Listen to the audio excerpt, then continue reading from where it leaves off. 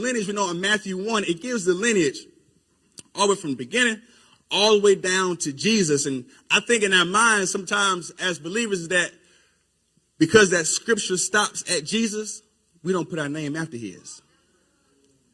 See, when we understand that this one begat this one, and that one begat that one, and this one begat this one, it came all down to Jesus. Well, guess what? Somebody begat somebody after him. So your mama, father begat you, but guess what? We all in the same lineage. See, when you're in a lineage, that means you're in a bloodline. And when you're in a bloodline, whatever is at the beginning of the lineage does come through, but we know that Jesus had to come in the middle to fix it. So he fixed it, but then the bloodline was cleansed, and now we came after it. So the point I'm making is that if you would put your name in there, you would accept more responsibility for his kingdom being built. I know the scripture stops at Jesus. I know it does. But life didn't stop after Jesus.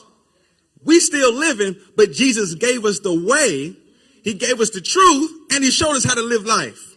That's what he came for. So if you put our name in the word, we would take more responsibility for building his kingdom. A lot of times, you at work and a problem happened. The first thing everybody's trying to do is trying to absolve themselves. I ain't do that. I ain't me. I ain't do that. I ain't do that. I ain't me. And what they say, the term is that the team is only as strong as the weakest link, right? But so I think there's a lot of people who say they believe in God, but we're trying to absolve ourselves from doing what he called us to do. But if you put our name in the word, like I said, we came after Jesus. He's the greatest, but we came after him. Why? Because there's work to be done. Amen. So, and he gave me some few names in the point of the lineage, some things, like Joseph, he was chosen. And there are many people who were chosen, and the reason why he chose them is because they were in the lineage. And I want to say to you, the reason why God has chosen you is because you're in the lineage. You're in the lineage of God, and it's our job to build this kingdom. So what I'm going to do today, I'm going to focus though on the woman at the well. I'm going to focus on her and kind of break this thing down. And there are 3 points that, like I said, these are minor points under the major point. But the first point about the woman at the well is that she was rejected. She was a rejected one. Okay. So first of all, you have to understand that in this story here, that when Jesus is talking to her, you have to understand that the rabbi law at that time prohibited men from being seen with women in public. They could not be in contact with a woman of any kind in public. Second law is that the Jewish rabbis, they considered Samaritan women to be unclean. So if the women are unclean, then the men by default are unclean because they're with the Samaritan women. So all the Samaritans were considered unclean. And so life between the Jews and the Samaritans, it was harsh because the Samaritans were not considered to be true Jews. All right, let's look and see how we got to this point here. Let's go to 2 Kings chapter 17 and verse 7. We'll read a little bit so we can understand the backdrop of the story, then we'll come back to it.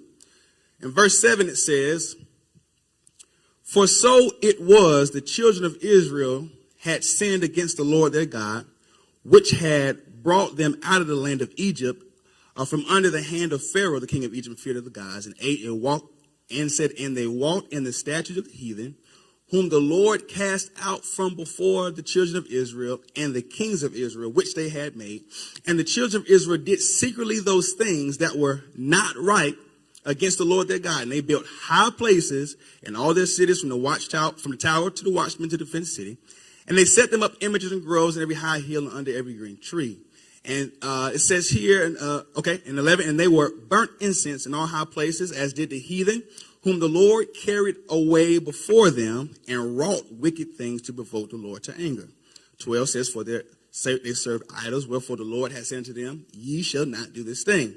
Verse 29, and it says, "Howbeit, every nation made gods of their own, and put them in the houses of the high places which the who? Samaritans had made." So the Samaritans began worshiping other gods. And it says, "In every nation and city where they dwelt." Now, verse 33, it says, "They feared the Lord and served their own gods, after the manner of nations whom they carried away from thence. So this is the reason why the Samaritans were not treated as true Jews, because the belief that they had, they began to mix their beliefs. Instead of serving the one true God, as was commanded at that time through Moses, they began to bring in other gods. As we saw there, other idols, other statues, and they were serving them.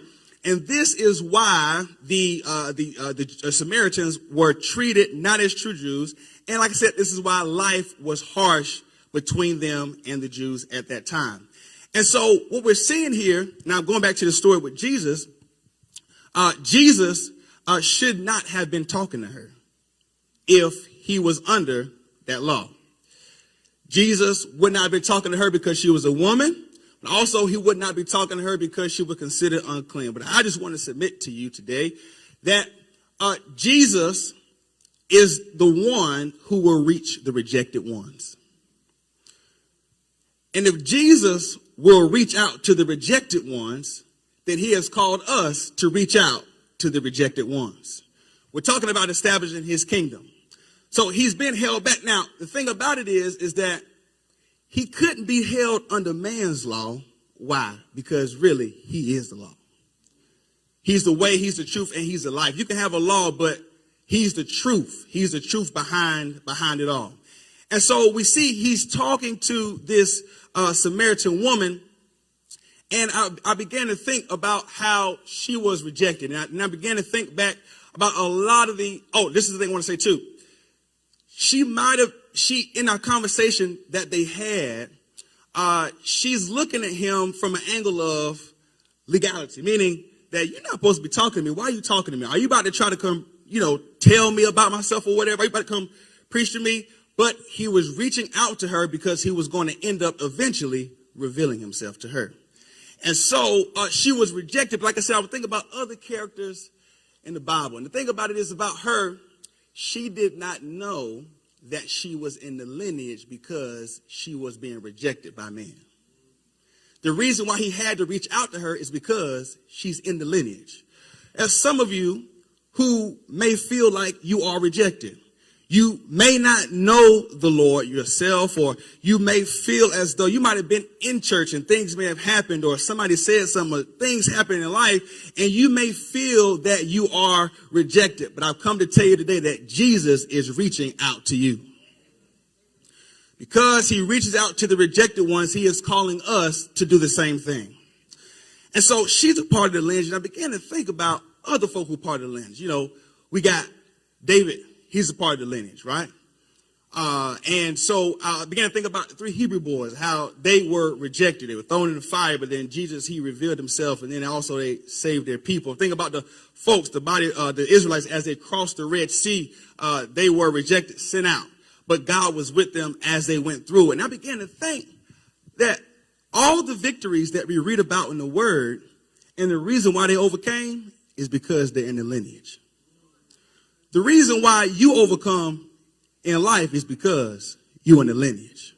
The reason why the devil couldn't take you out is because you're in the lineage. The reason why when you wanted to give up, you couldn't give up.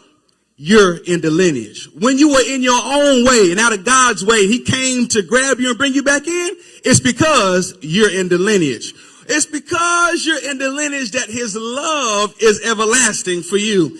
It's because we're in the lineage that he cares for us. It's because we're in the lineage that his blood was shed for us. It's because we're in the lineage that our bodies are healed. It's because we're in the lineage that our mind is made whole. It's because we're in the lineage that God blesses us and his promise covers us and that his covenant is all around us. It's because we're in the lineage. Life happens. We go through things. But don't forget, you're in the lineage. Blood thicker than water. You in the bloodline of Jesus Christ. So when we're talking about crowning him Lord and he's the King of Lord of Lords, we do that. Why? We're in the lineage. The reason we're seated in heavenly places, we're in the lineage. The reason why we have a great hope and expectation for eternity is because we're in the lineage. See, the kingdoms of this world can't be everlasting. Why? Because they don't have an eternal mindset. But God has an eternal mindset. And if we allow his kingdom to get infused inside of us, and we understand that we're a part of his lineage, then we'll accept the responsibility of establishing his kingdom. The reason why you are here today hearing this word is because you're in the lineage.